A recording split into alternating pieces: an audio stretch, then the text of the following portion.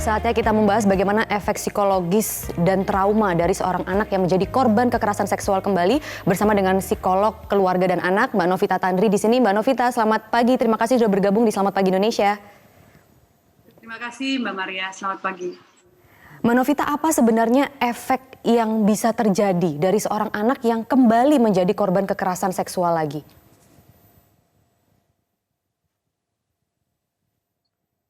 Kalau mau ditanya efeknya secara kejiwaan untuk korban, apalagi pelakunya tidak mendapatkan hukuman yang setimpal ya, yang membuat dia menjadi jerah. Kalau kita lihat di sini efek kejiwaan mulai dari depresi sampai percobaan bunuh diri dan tidak akan pernah menjadi orang yang normal seperti sedia kala.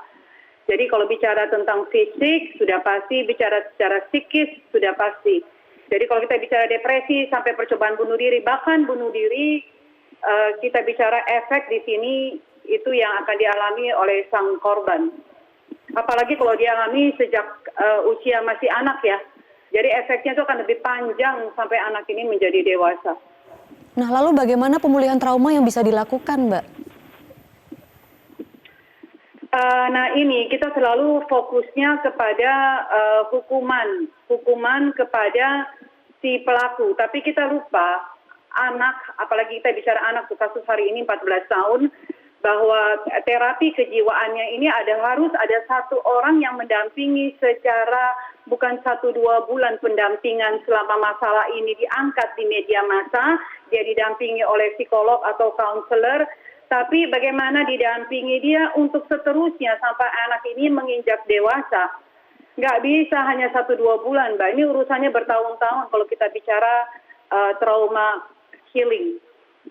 Tapi masih adakah kesempatan anak tersebut itu bisa kembali seperti semula dan hilang rasa traumanya, Mbak? Nggak ada, Mbak. Nggak bisa kembali seperti semula. Nggak mungkin bisa balik normal. Itu impossible banget. Itu akan terus dihantui seumur hidup dia. Dia tidak akan pernah balik menjadi orang yang normal. Begini aja deh, dalam ruang konseling saya, orang yang menyaksikan menjadi saksi dari satu pemerkosaan, pelecehan seksual, dia yang menyaksikan dan dia tidak melapor dan tidak mau menjadi saksi, itu bisa dihantui seumur hidup. Bagaimana dengan yang menjadi korban, Mbak Maria? Lalu sebenarnya institusi apa atau konseling seperti apa yang terbaik bagi para korban tersebut, Mbak? Nomor satu pastinya kita ada yang disebut dengan, kalau si Kubler-Ross katakan ada yang disebut dengan DAPDA. Mulai dari denial sampai acceptance. Jadi denial ada A, bagaimana dia menjadi angry, ada B, bagaimana dia bargaining, dan bagaimana D menjadi depresi sampai dia acceptance. Jadi ada satu sebenarnya tahapan bagaimana manusia dalam menghadapi sesuatu, baik itu penyakit, kematian, ataupun seperti sekarang adanya kejadian kalau kita bicara tentang pemerkosaan.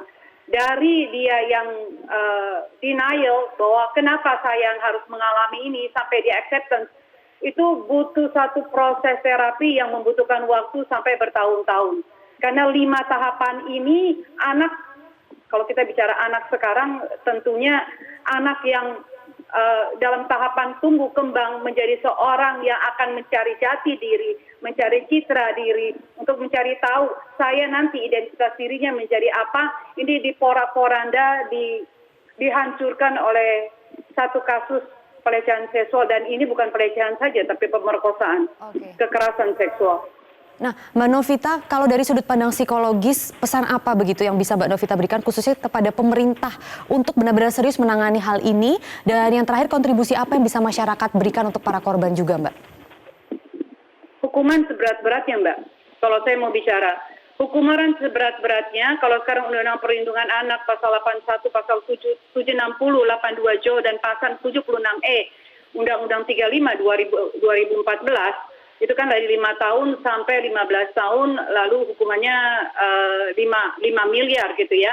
Tapi kalau buat saya itu nggak cukup. Hukumannya benar-benar harus jelas, seberat-beratnya. Karena kalau tidak, ini anak-anak yang menjadi tunas-tunas bangsa tidak akan bisa hidup dengan selayaknya dan menghancurkan generasi penerus.